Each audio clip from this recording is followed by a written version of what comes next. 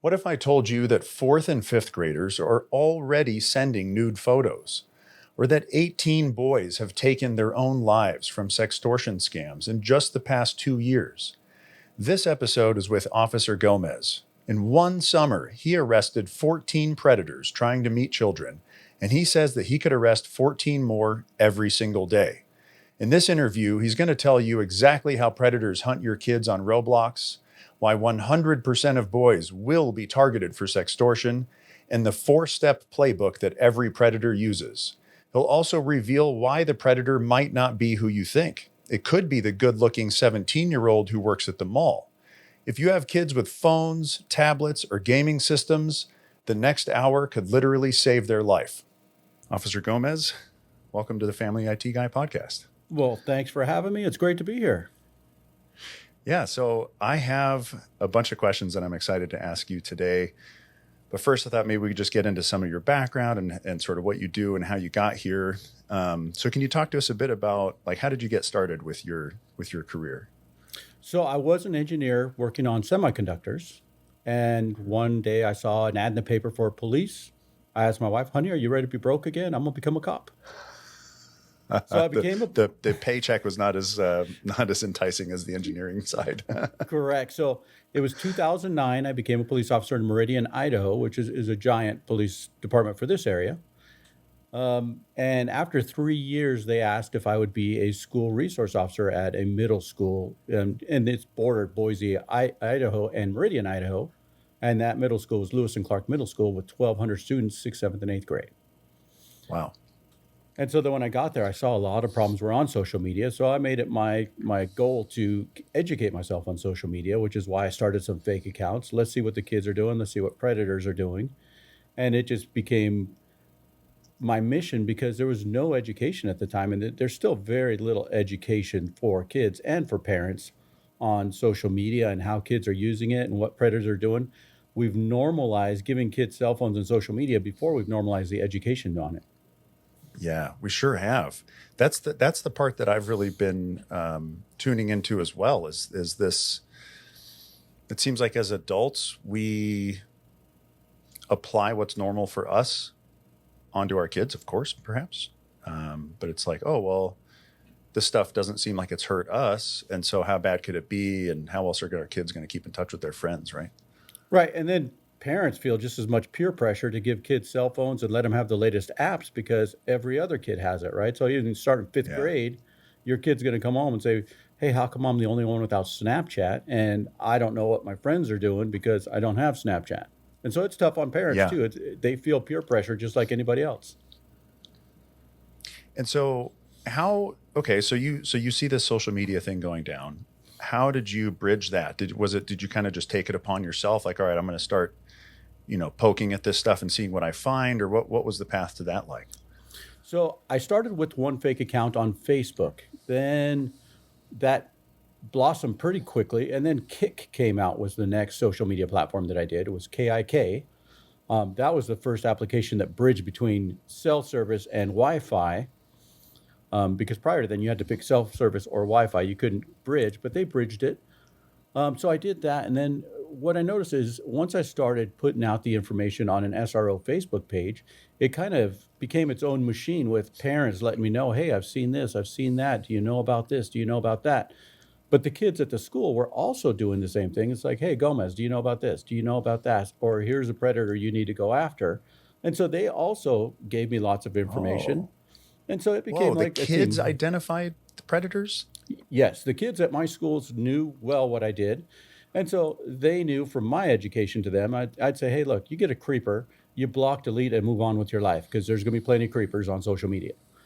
If they go a couple steps beyond that, whereas they make other accounts or they're showing up at your work or anything like that, now I need to know about it. And they knew well when to let me know. That's amazing. Well, so first off, I have to say, like, that implies that you actually were accomplishing the most important thing, which is the relationship side, where these kids are actually coming to you with things. So that's fantastic, man. Nice work on that. That's awesome. Yes, and sometimes I would get something strange. I would ask some of my kids, hey, what's going on here? What do we think is happening? And they were happy to help always.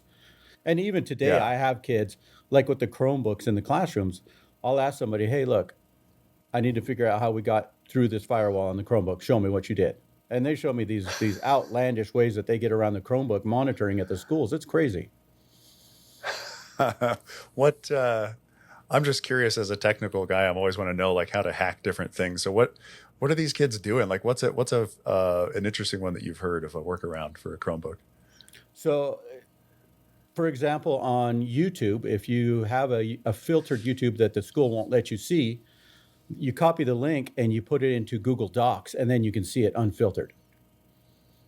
Oh, so then Google Docs is viewing YouTube instead of you viewing YouTube directly. Correct. Oh, wow. And I guess you could probably do that because I know like you can embed videos into presentations. So probably in the Google slides, I would imagine as well. That's exactly right. Oh, and how have you seen that shift, or rather, have you seen that shift so early when you first started doing this and you created your first Facebook page and were getting into Kick versus now?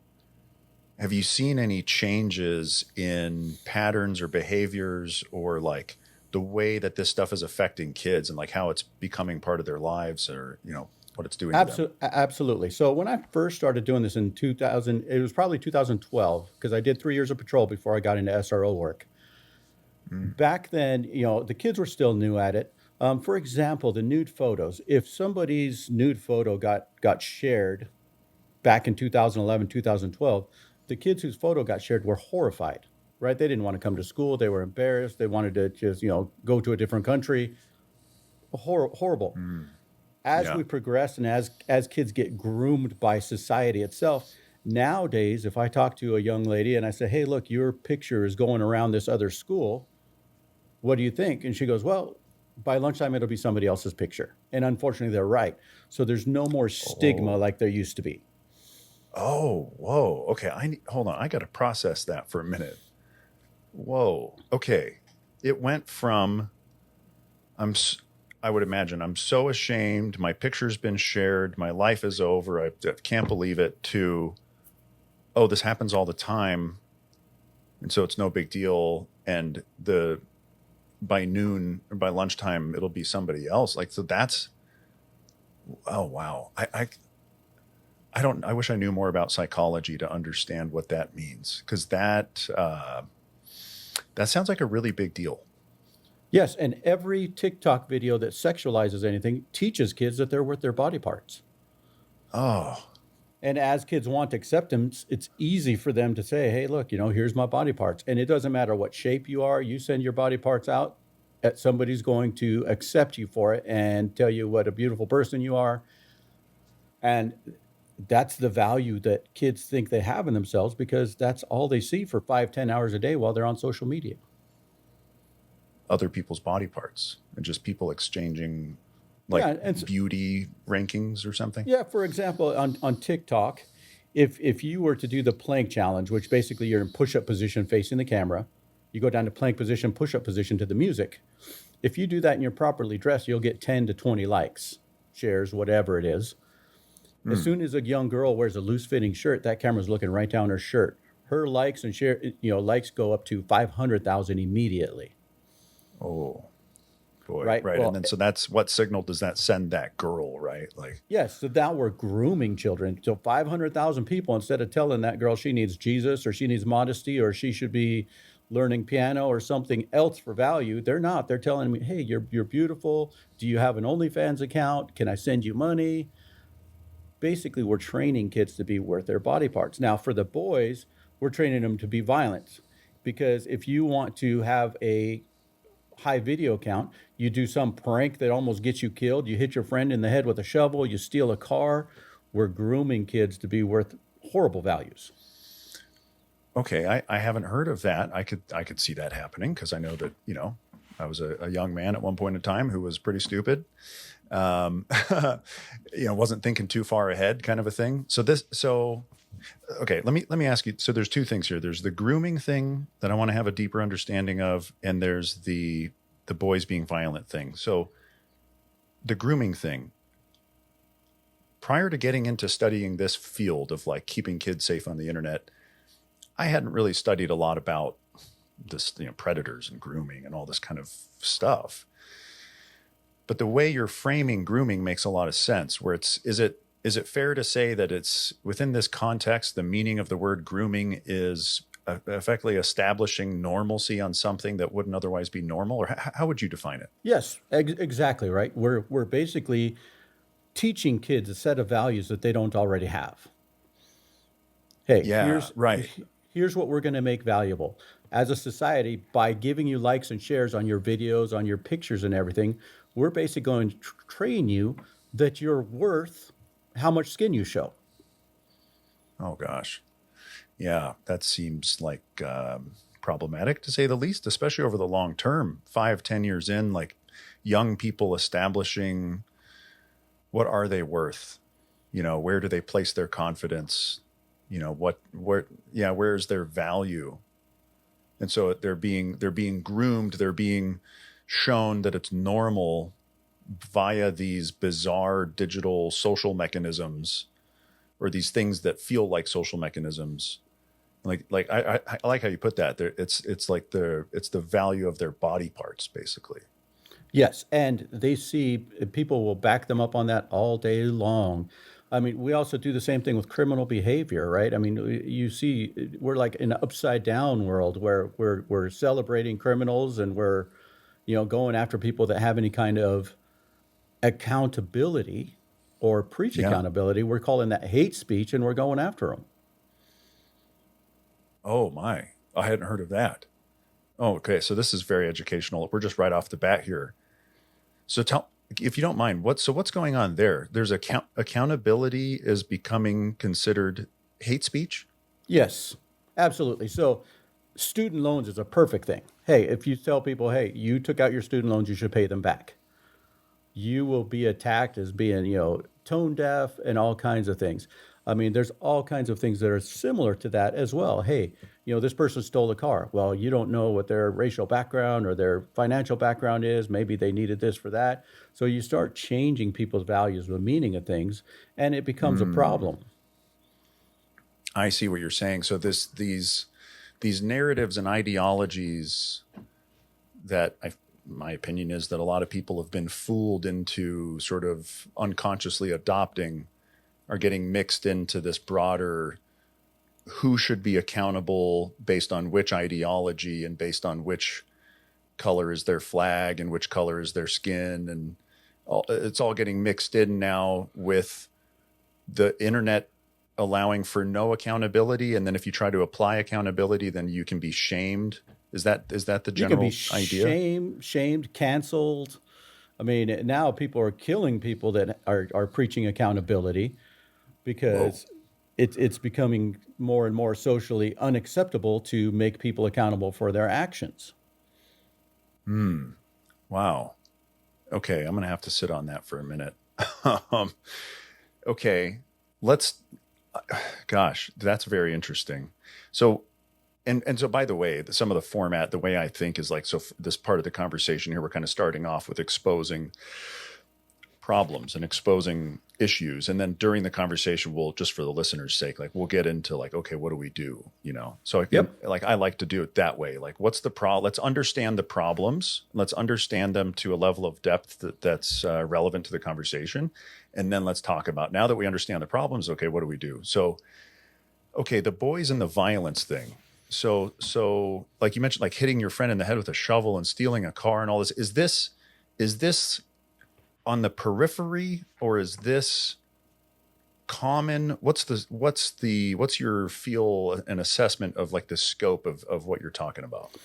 So I would say it's the periphery, but the videos of the periphery that does it goes wildly viral. Ah, yeah. So it's a few people doing it. I won't say, hey, everybody's going to go out and do this, but the attention they're getting does go viral. So you see this over and over and over again. So it becomes normalized. And then that could be the same word, grooming. Perhaps would it be fair to say it could be applied there? It's normalizing a behavior, normalizing a set of values that didn't exist before. Correct. Now, the latest one that I'll give you is the Chromebook challenge on TikTok, where kids were shoving paper clips and pencil lead into their USB ports on their Chromebooks and smoking them. Oh yeah, like just causing electrical shorts and Yes. just frying the circuitry. Yes. And so Shoot. this went wild on TikTok. At my own school of 300 kids, we probably had 15 Chromebooks that were smoked. Whoa. Oh, that's probably why I got an email from the school district a couple weeks ago saying if your kid damages their Chromebook, we're going to charge you $200. And I'm wondering, probably Yep. because of that. Yes.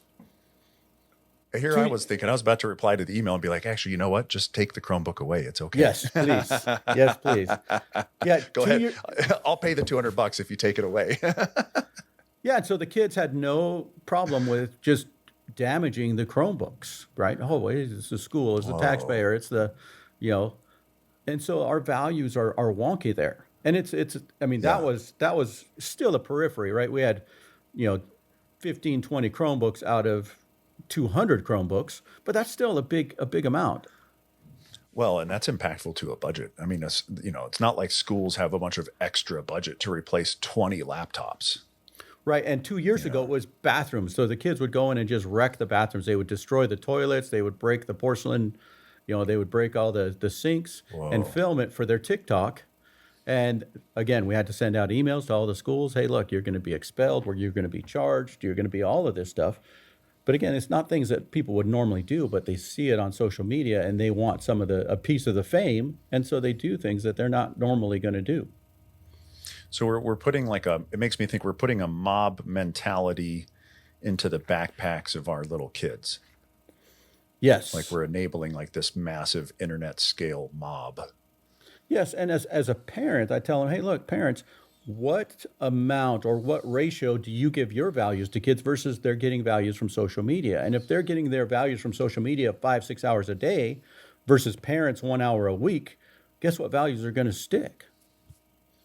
Makes sense to me. Frequency of conversation, frequency of topic, frequency of vocabulary, exposure to what's normal, the grooming thing. Wow. And so so you have seen the behaviors change over time and the way like the kids are adjusting. And how long has it been? Like when did you start this first like sort of Facebook account? How many years ago was that? 12 years ago.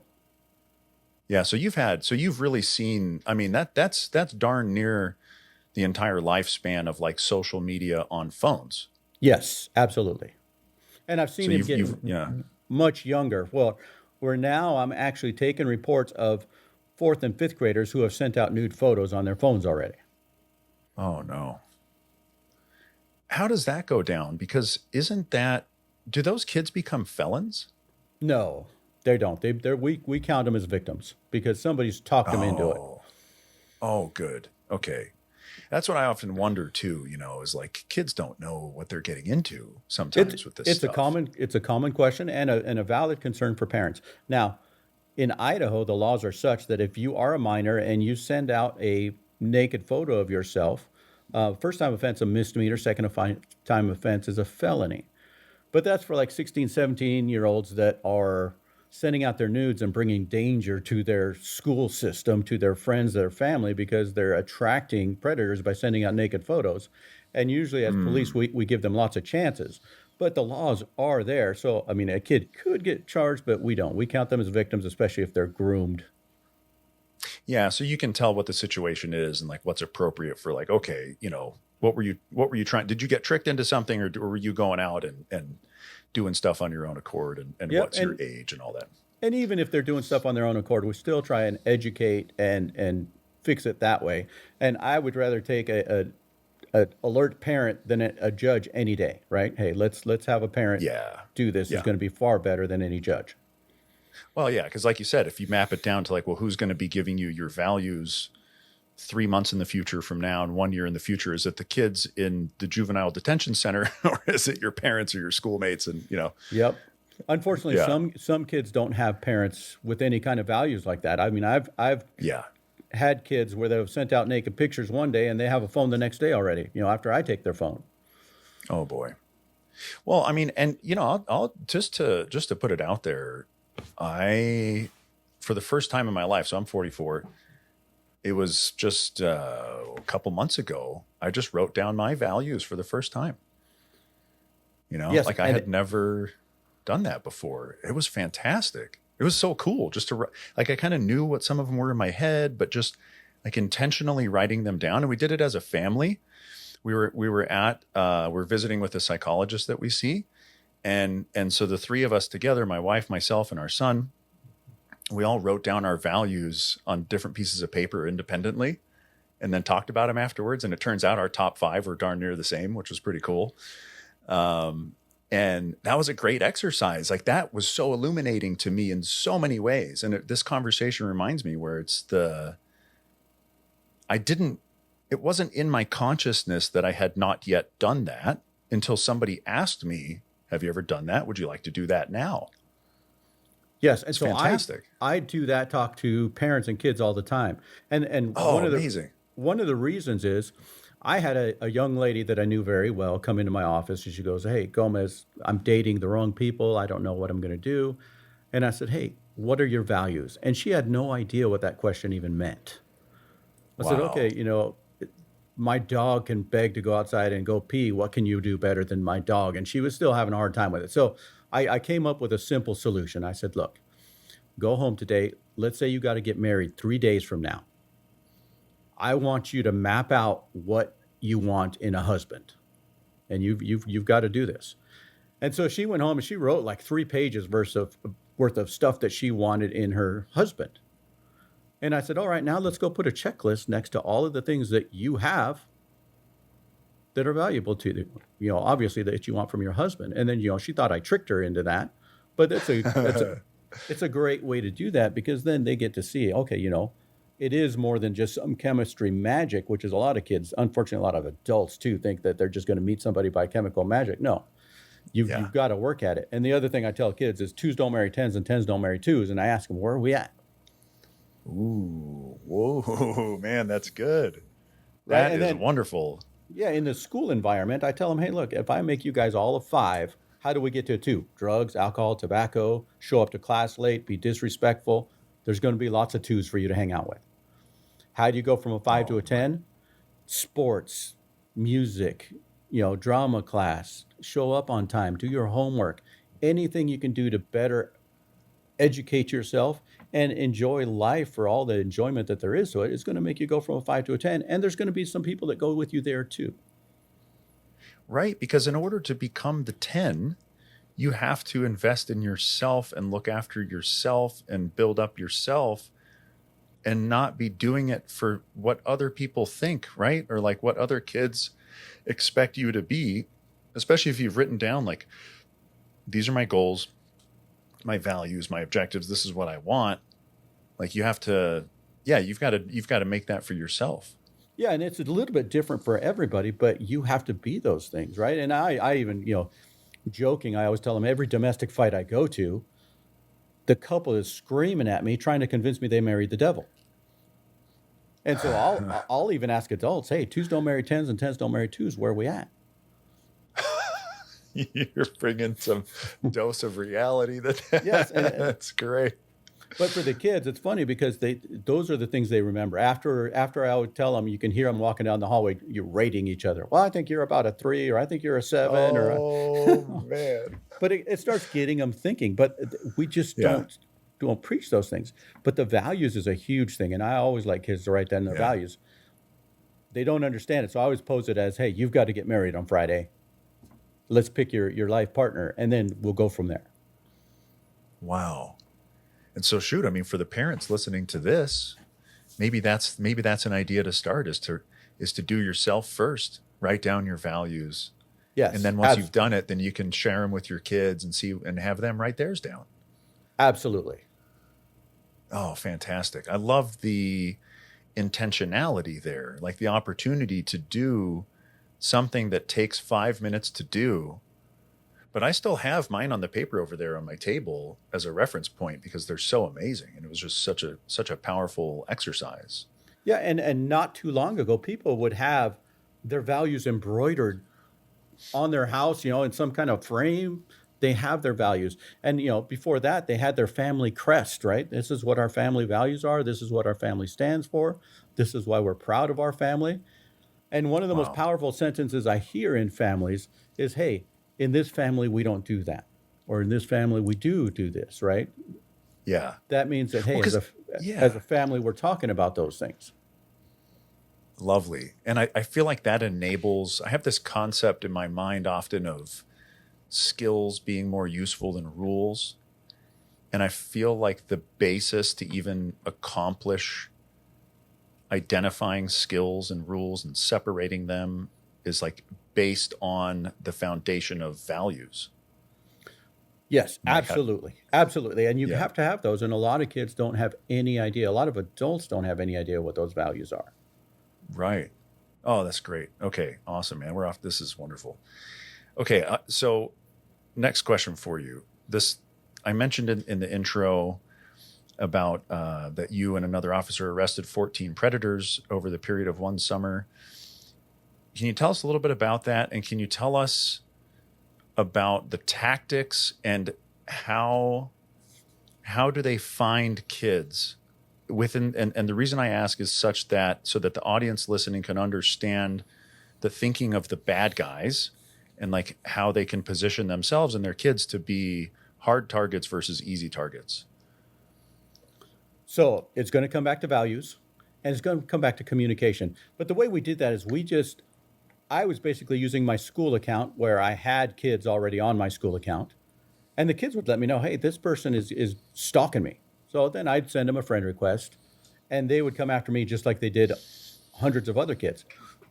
And I'll tell you, 14 people arrested in 10 weeks of summer, we could have arrested 14 people every single day. But every time we arrest one of these guys, we got to get search warrants for their data on their phones, for their computers. And every time that data comes back, we have real victims. So now we're sending other jurisdictions subpoena letters. Hey, we need you to go talk to this kid. We think there's a sexual assault. So it takes years to clear each one of them. And Yeah. there was no rhyme or reason. There wasn't any really a hunting of anything. We just parked kids. They would send our kid a friend request. They would start talking to us. One of the things in common is they would try and get an emotional hook in the kids. Hey, my grandma died last week. I'm really feeling sad. And so then the kids respond, oh, you're a nice person, this, that, and the other. Then the person starts telling that kid, hey, you understand me better than everybody else. And then they start alienating them from their own friends and family. So first we get the emotional hook. My dog died, my grandma died, I have cancer, whatever it is. Then we start alienating them from their friends and family. Hey, your family doesn't understand you like I do. They would let you stay on Roblox if they knew what a good kid you were. There's no reason why they're making you go to bed at 10 o'clock at night. Nobody else does that. They should let you play for, basically alienation. Now we start Oh, grooming them, right? So then the grooming starts. Hey, you're super this. I would like it if you would do this, if you would do that. So then we get to naked pictures, or we get to let's meet somewhere. I'd love to take you out for an ice cream, and then it starts super small. Hey, when we meet, can I give you a hug? When we meet, will you wear this? When we meet, can I give you a kiss on the cheek? But then it just starts graduating. And then after so much time, and it doesn't even have to be a lot of time, now the predator treats the kid like they owe them something. Hey, look, I've spent my time with you. I've poured out my heart to you. You owe me now. So we have to meet. oh, wow. And what age? Perhaps there's a range, but like, what age kids were you seeing that were impacted by this? Or rather, maybe a better question: is it delineated by age, or is it delineated by access to the places where the predators are? It's delineated by access to social media. As soon as you give your kid Roblox, there's going to be predators hunting your kid on Roblox. Yeah. And in our Save My Family events where we do community talks for the community, Agent Hart always says, hey, where do fishermen fish? Where the fish are. Where do predators go? Where the kids are. And Roblox, some of the kids' games, there's going to be more predators there than any other place because that's where the kids are. And that's what parents don't understand. And they think their kid's going to magically know a fake account. No, I'm arresting 50 and 60-year-old men for sexual predatory practices, and they have 5 and 6 Roblox characters built up in their phone. And when I ask them, why do you have Roblox? Oh, my grandkid plays. No, no, you don't have a grandkid. I already checked. Oh gosh. Yeah. Yeah. I mean, I've often thought about it in the same way. It's like, well, if you put yourself, and it's disgusting to do, but if you put yourself in the shoes or the perspective of a predator, where are you going to go? Like you said, where the fish are, where the kids are. Like Roblox, I've read, has 68 million people that play it every day. And so what percentage of those? It doesn't even take a large percentage. 0.01% even could be a lot of people, a lot of bad people.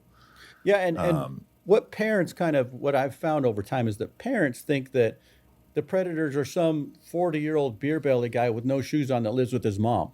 And while that may be true, there's a lot of predators who are 16, 17, 18. oh, Right? oh, There's some predators who are very good-looking predators. Hey, here's a 17-year-old male who works down at the mall at Abercrombie, and now he wants to have sex with your 13, 14-year-old daughter. So people oh, don't understand that the predators are not all these, funky old dudes with no shoes on. Some of them are very good-looking, attractive younger people. Um, the the the sports jocks, some of those are very predatory, right? Because they know they're popular. They use that popularity to go after middle school girls, to go after freshman girls that are just coming in. Hey, I'm the linebacker for the football team. Let's go out, but send me some naked pictures. And that's hard for kids to say no to because there's a lot of peer pressure. wow. That's enlightening. What? So okay. So of the 14 people that you arrested over those 10 weeks, what would you say? How would you break down their demographics? And like, was this all in like the area around the school? Were these people spread out? Like, what were their ages and genders and their socioeconomic statuses and stuff? They were spread out, and we had from 18-year-olds to 60-year-olds. And if you type Wow. in um, Boise State lacrosse coach arrest, that's one of the guys. Oh. He was 50 years old. It's on the news, so you can type it in Oh. on a Google search. But it's not a pretty guy. Wow. But So the we had 80-year-olds that were asking to come meet up with us. We had 16, 17-year-olds that were asking to come meet up with us. And every time we made an agreement when we were going to meet up, 100% of the people met up with us. oh, And right. we would give them an out. So we were kind of making up our own rules as we went along because nobody had done this before. So if any of the guys who wanted to come meet with a 13-year-old boy or girl said they were afraid or they weren't sure they wanted to do it, we would let them off the hook super easy. In fact, we would encourage it. Hey, you don't know me at all. Why don't we call the whole thing off? I don't want you to get in trouble. I don't want you to feel uncomfortable. Nobody took that and didn't come. They all came. Oh, right. So they're just outright saying like, "Well, I'm not worried about that." Yeah. So they would always say, "Oh, I trust you." Right there. That's what they would always end up saying. Almost every one of them says, "I don't want to be on To Catch a Predator." And at that point, we'd give them an out. Hey, you don't know me. I don't want you to get in any trouble. So why don't we call off the whole thing? And then, oh well, you look. I really trust you. So let's meet up. My goodness. And would it differ? Would so okay? So now, if we separate on the victim side, boys versus girls, would the approaches differ? So if a parent is listening, they have a daughter or they have a son, what's worth a parent knowing about with respect to like how to identify things for each gender? Yes, it's much different. I call it the lure, like you're fishing. So if the predators are fishing for young girls, they always appeal to their sense of wanting to be more mature.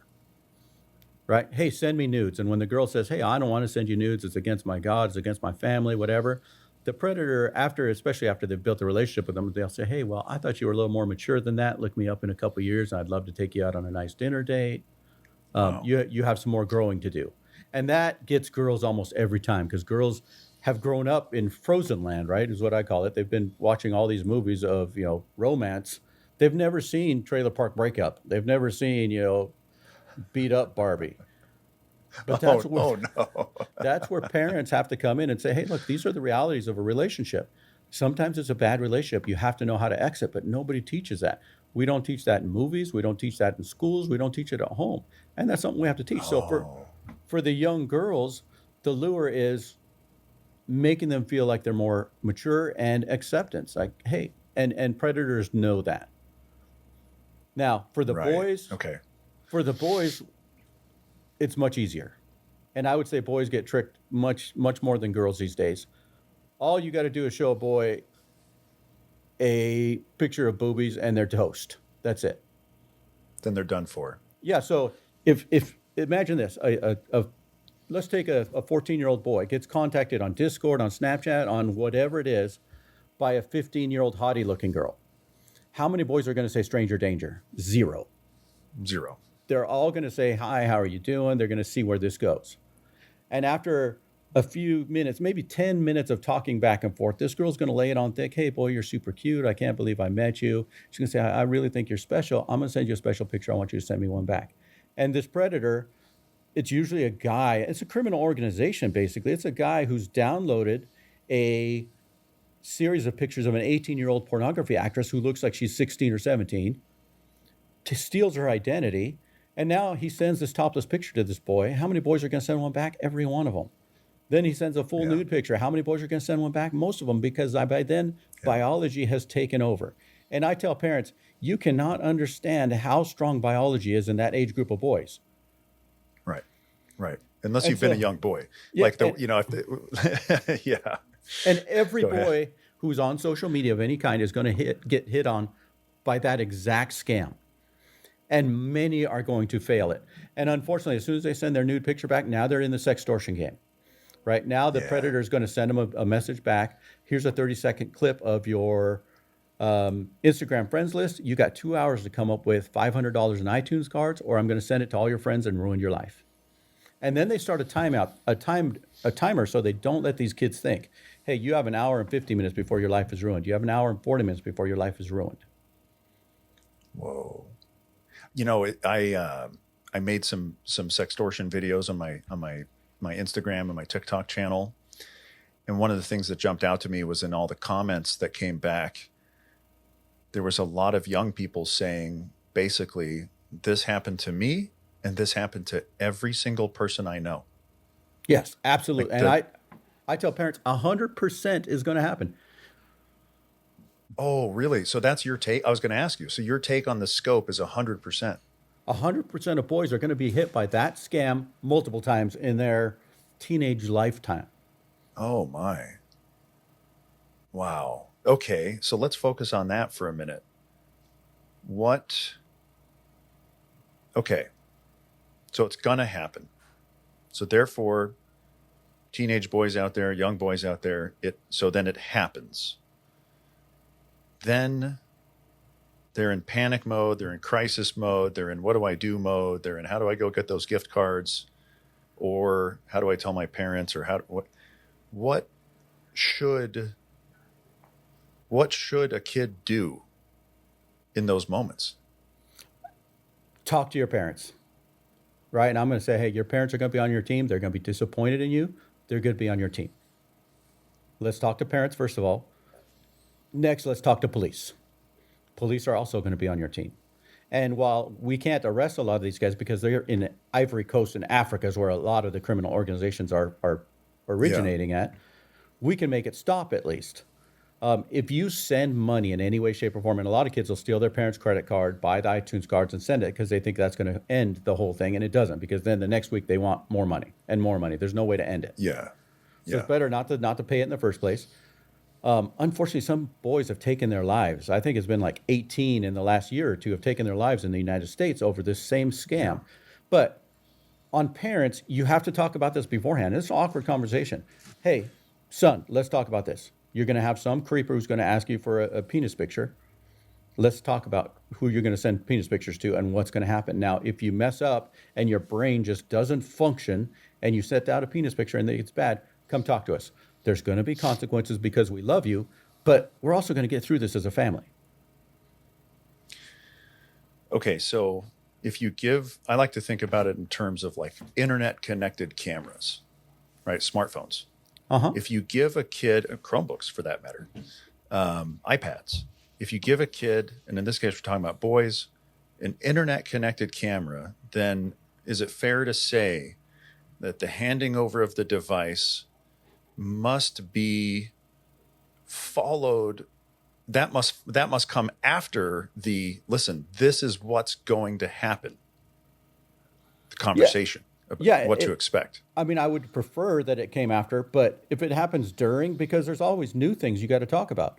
So let's come up with a method. In our house, we take in a lot of teens, a lot of high risk teens. In our house, we have Friday night tribal council where we all sit around. Hey, let's have tribal council. What's the good, bad, and the ugly of the week? And we talk about these things. Hey, look, let's talk about bullying this week. Let's talk about sextortion. Let's talk about sex. Let's talk about sex partners. Let's talk about ugly relationships. Let's talk about jobs. Let's talk about all these important things that you need to talk about because this is where you pass on your family values. And we're not preaching, we're having a discussion. That's why we call it tribal council and not, hey, we're preaching. And these So these are the that's yeah. exact points where we need to start bringing these up and let the kids have input. But and I tell parents one of the most important things about our tribal council is listening. Right? We listen to the kids just as much as we talk. Oh yeah, right. Because that's yeah. Okay. So I like that. So then the follow-on message is, I think, is it's never too late. If your kids had a phone for 3 years, or 5 years, or 6 months, or 2 weeks, it's never too late if you haven't already had the conversation that, listen, 100% of boys with an internet connected camera and the means for chatting with strangers are going to be impacted by the following series of events. It's never too late to have the conversation. Yep, I call it the naked picture scam. The naked picture scam. I like that. Nice and Right? simple, kind of like delivers the message to even the youngest of kids of like, Yeah, this is what's what's going going to on. happen. Yeah. So, there's a comeback that people say on Facebook all the time. Hey, the best time to do this action was before you posted it yesterday. The next best time is right now, Yeah. right? The best time to have the conversation was before you gave that internet connected phone. The second best time is right now. Yes. The Right third, now, or yeah, tonight, or tomorrow. yeah. The third best time is tomorrow, the next day, whatever. But let's do it, and it's never too late. And these things are always changing and evolving, so you have to leave room for new things that come out. And Hey, is it fair to say, oh, go ahead. Sorry. Yeah. yeah. So Go ahead. hey, I read on the news that kids are smoking Chromebooks. Well, we don't think you would do this. We better talk about it because there's a lot of parents who Oh, didn't think okay. their kids would smoke their Chromebooks, and here we are. Yeah. What a sentence. Smoking a Chromebook. Some people are you wrap it up in a little wrap and Yeah. used to be smoking dope, in the 70s or whatever. And well, now too, but it's smoking Chromebooks. Yep. Yeah, okay, right. Yeah. That makes a lot of sense. And like, I guess too, that it goes along with this accountability thing, which is like, listen, if you do a thing and you've found yourself to where like, oh shoot, I made a mistake. I shouldn't have done that thing. Now I'm in a pickle. Is to recognize that, like, look, man, first of all, there's no getting out of this without more than 0% pain, shame, whatever. But if you pay the scammers on the other side, then it's just going to make it worse. So take the small heat now and talk to your parents rather than this turning into just an ongoing bigger thing Yes, and over then tell time. your kids how to save their friends. I've actually had kids at my own school come up and tell me, "Hey, Gomez, I know this kid. They're being sextorted. They're not one of my good friends, but I know they're being sextorted. They need some help." And I've Oh, gone out to that family's home and, hey, let's talk about this. And so I've been able to save kids from multiple oh. events because somebody else knew well enough and had the conversations with their parents well enough to know to let me know. And so it allowed me to help them. Okay, so man, that's really great. What a fantastic bunch of information there. It's so helpful. So, okay, let's move on. I've read that you talk about this thing about a 200 friend rule.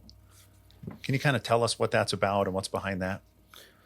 Yeah, so early on in my days, when I would talk to kids about how many friends they had, some of the kids in middle school had 3,000 friends, had 4,000 friends on Facebook. And I'm like, you don't know that many Whoa. people for sure. Whoa. But then I would Yeah. have parents who would call me and say, my kid's being bullied on Facebook. And I could stop that bully that day. The next day, they would have 10 more bullies just because of the amount of friends. And so in my engineer mind's like, okay, let's see what's actually happening here. And what I came up with is Once you go past the 200 friend limit, you start being anonymous and you start saying things you wouldn't say to people in face to face. And so I can stop a bully today. If you have 3,000 friends, I can stop a bully today. You'll have 3 or 4 new bullies tomorrow. If you have 200 friends, I can stop a bully and we know who they all are. If you have 200 friends, then we can see who's who and what's what. It also stops people from saying the anonymous things that are too crazy. And you see this on the news all the time with adults, how they talk craziness all the time. Oh yeah. Oh yeah. No, I've had plenty of my own. I don't really use social media other than for work, for putting out the family IT guy stuff. And yeah, the people that come and say stuff, I think adults saying stuff where I've replied to a couple people, be like, "Do you speak like that when you're with people in person, or is this, like?" There's a layer there that messes people up a little bit of like what they're willing to say and do. Yeah, so the 200 friend limit also was a call to action to parents. So when parents said, hey, my kid is having a social media problem, I'm like, okay, step number one, let's get them down to 200 friends. And, Oh yeah. and so what the parents would always say to me is, well, you're asking me to punish my kid because they're getting bullied? I said, no, I'm asking you to protect them. And I said, do you lock your Yeah. car doors at night? And they say, well, yeah. I'm like, yes, you do, because you want to protect your car and your belongings. People shouldn't break into your car, but they do. And as a police officer, I'll tell you that I go to plenty of places where somebody's car got broke into and they want to come up with 10 other ideas other than them locking their car doors. Well, the police should do this. Well, if we did this to criminals, well, if we held this, hey, how about you lock your car doors? Because 99% of the car burglaries are on open cars.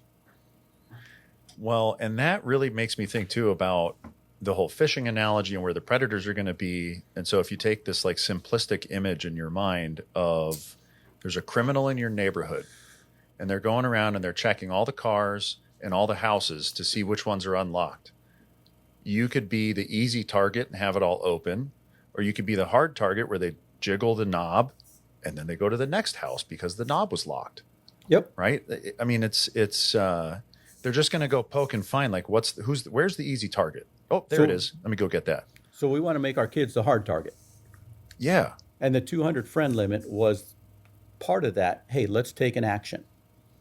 Yeah. Love that. I really like that because I think it's very realistic to acknowledge that we can go around all day and say, listen, social media is bad for kids. It's bad for adults, right? But it's really bad for kids. Our suicide statistics are 4x what they were in 2010 for young people. And it correlates to social media. And all the sextortion stuff happens because of social media and because of the online chat and games. And all the mental health statistics are because of social media. Kids shouldn't use social media. But, okay, sure, that's true. What's also true is that most kids are using social media. And so the 200 friend limit thing sounds like a very realistic, moderate, like you can take a bite-sized thing and you could at least lock the door a little bit, Yep. or, make it, or add a second door to not be the easy target. Yes, absolutely. Hey, so I'm going to have to go here soon because I'm actually on patrol at 2 p.m. But man, oh shoot, yeah. So let's get together again and schedule another one because this is an awesome conversation.